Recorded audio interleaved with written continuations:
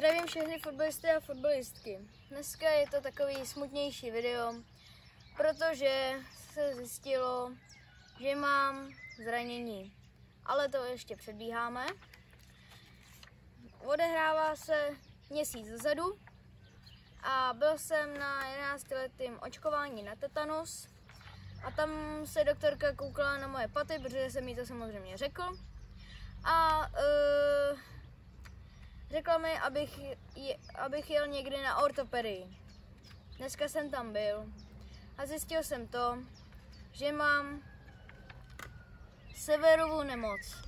To je něco s cévama, že mám že je hrozný tlak při tom fotbalu, že prostě moc běhám a tak, nebo jako to jsou ty kopačky, ty tvrdý jako. No, byl jsem tady v Lančkrouně a bohužel se to léčí týdny až měsíce. Takže dlouho nic nevyjde na YouTube. Nebo vám tady něco o tom přečtu. Jedná se o Severovu nemoc, někdy označovanou i jako morbus sever, nebo méně správné Haglund sever, která postihuje děti a dospívající, především sportovně aktivní. Je to zánět růstové ploténky v oblasti patní kosti.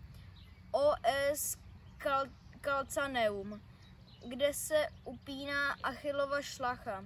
Je to tedy příčina bolesti paty u rostoucích dětí, často právě u těch, kteří hrají sporty jako fotbal, běh, skákání, aktivity, které patu zatěžují. Co se děje? V době růstu ještě není kost úplně vyvinutá a místo, kde se šlacha upíná, je záchylné k podráždění a zánětu. Zatížení při sportu způsobí mikrotraumata, která vedou k bolesti. Projevy. Bolest paty zhoršující se při běhu,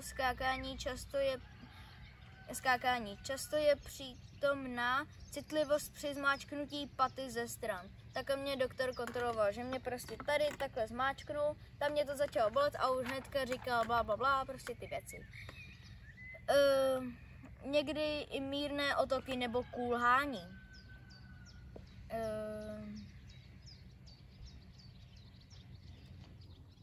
No a tak, to je všechno. Uvidíme, já půjdu ještě někde jinam k doktorovi a uvidí se, no. Asi se budu z toho léčit dlouho. Bohužel není žádný lék k tomu, kde by to šlo nějak jako urychlit nebo něco takového, prostě to nejde. Tak prostě uvidíme. Rozi, ty pozor. Jež. Rád bych si s tebou zakopal, Rozi, ale nemůžu. Tak uvidíme se u dalšího videa a uvidíme, bude to asi lepší nebo horší. Nevím. Tak, čau.